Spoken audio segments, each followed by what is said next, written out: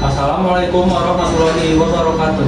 Kami dari kelompok 8 akan mempresentasikan ujian akhir semester mata kuliah Sistem Informasi Akuntansi dengan judul Observasi Pengendalian Internal Proses Bisnis Beyond. Baik, di sini kami akan mempresentasikan ujian akhir semester kami yang berjudul Observasi Pengendalian Internal Proses Bisnis Biolaundry. Di sini saya akan menjelaskan mengenai profil dan latar belakang usaha. Biolaundry didirikan tahun 2018 di Simpang Beo, Laut Dendang. Target pelanggan ada di mahasiswa, pekerja kantoran, ibu rumah tangga, dan pelaku usaha kecil. Fokus siklus penjualan dan penerimaan kas. Temuan utama 160 transaksi atau setara dengan 36% tanpa identitas petugas. Lonjakan biaya pewangi mencapai hingga 17.000 sampai 50.000. Piutang 53% dari total transaksi. Lalu, ada tujuan evaluasi. Merancang sistem informasi akuntansi untuk pengelolaan transaksi harian, pengendalian persediaan bahan habis pakai, pencatatan biaya operasional, penyusunan laporan keuangan, dan pelaporan perpajakan PPh final UMKM 0,5%. Selanjutnya, kita masuk pada bagian penyempurnaan data flow diagram atau DFD level 0. Ini adalah gambar DFD level 0 setelah kami wawancara pertama. Dan ini adalah gambar DFD level 0 setelah kami melakukan wawancara lanjutan. Dapat dilihat, berdasarkan hasil observasi awal yang kami lakukan, DFD hanya menggambarkan alur utama proses laundry, yaitu mulai dari penerimaan, penimbangan pakaian, proses laundry, pengantaran, hingga pencatatan transaksi secara sederhana. Aliran data dan penyimpanan data juga masih terbatas, sehingga belum sepenuhnya mencerminkan proses bisnis berjalan. Nah, setelah dilakukan wawancara lanjutan dengan pemilik usaha, DFD level 0 kami perbaiki agar lebih sesuai dengan kondisi sebenarnya. Perubahan yang dilakukan meliputi penambahan data store untuk menyimpan data laundry atau transaksi dan jurnal penerimaan kas, penjelasan input dan output pada setiap proses, serta penambahan proses penyusunan laporan dan pajak yang menghasilkan laporan pendapatan, piutang, dan PPh final 0,5% untuk disampaikan kepada owner. Dengan demikian, DFD hasil perbaikan menjadi lebih lengkap, terstruktur, dan sesuai dengan alur operasional laundry. Berikutnya, yaitu matriks pengendalian internal atau COSO Framework.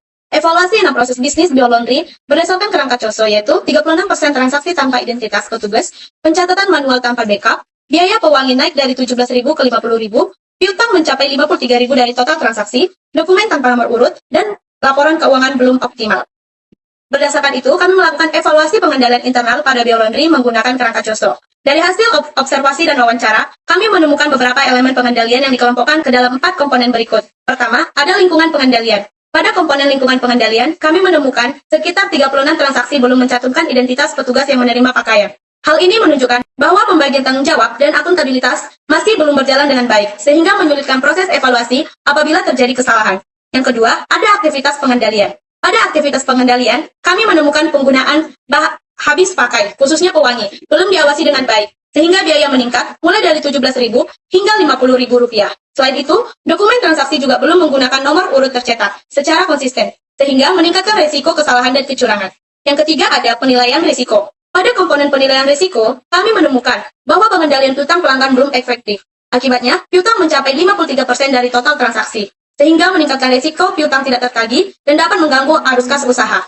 Yang keempat, ada informasi dan pemantauan. Pada komponen informasi dan pemantauan, pencatatan transaksi masih dilakukan secara manual tanpa backup. Sedangkan laporan keuangan juga belum disusun secara optimal. Kondisi ini menyebabkan informasi keuangan kurang akurat dan menyulitkan pemilik dalam memantau perkembangan usaha.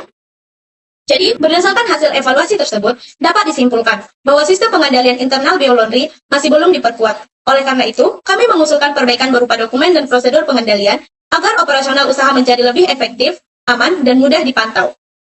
Baik, kemudian ada rancangan 2 dokumen kunci pengendalian dan perpajakan. Yang pertama ada nota laundry atau bukti transaksi dan penerimaan cucian. Dokumen fisik yang diberikan kepada pelanggan untuk menutupi celah pengendalian di lapangan. Yang pertama ada header dokumen, yang dimana berisi nama usaha, order ID, dan tanggal masuk. Kemudian yang kedua ada identitas dan pengendalian petugas, yang berisi nama pelanggan, nomor telepon, dan juga ID atau nama petugas penerima. Yang ketiga ada rincian layanan, yang berisi jenis layanan, beratnya kiloan atau satuan pada bobot cucian, Terus yang terakhir ada tarif persatuan atau harga layanan per kilo. Kemudian yang keempat ada status pembayaran, yaitu total pembayaran atau total harga.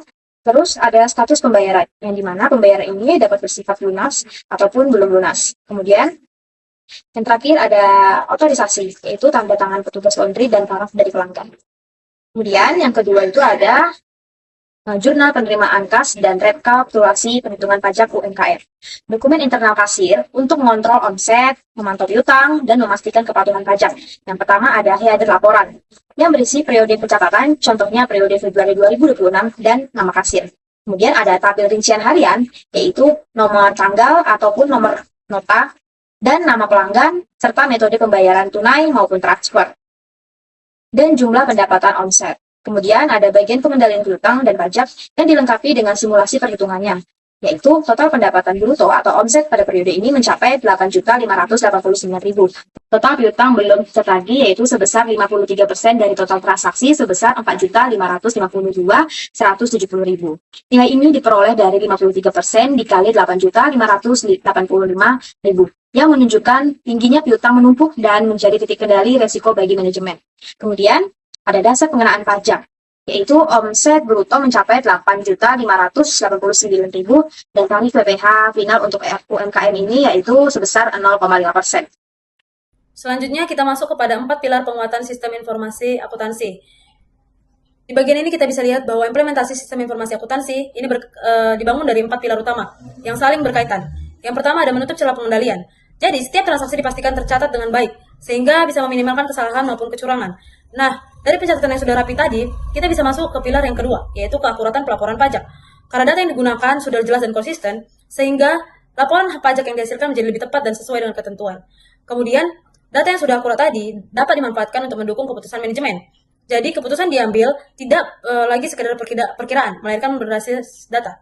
Dan pada akhirnya, hasil pengelolaan dan keputusan sudah berjalan dengan baik. Kesimpulan yang dapat diambil dari peningkatan presentasi kami tadi, yaitu yang pertama, perusahaan dari sisi pengendalian, sistem ini mampu mengurangi resiko. Ini ditunjukkan dengan adanya penurunan sebesar 36% dari transaksi anonim. Kedua, dari sisi pelaporan pajak, sistem ini menghasilkan perhitungan yang lebih akurat, di mana PPh final 0,5% dari omset sebesar 8.589.000.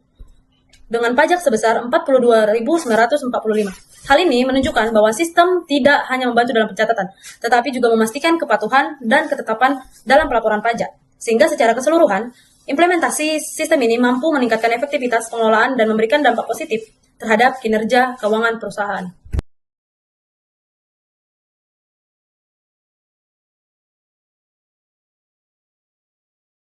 Dari presentasi kelompok kami, terima kasih.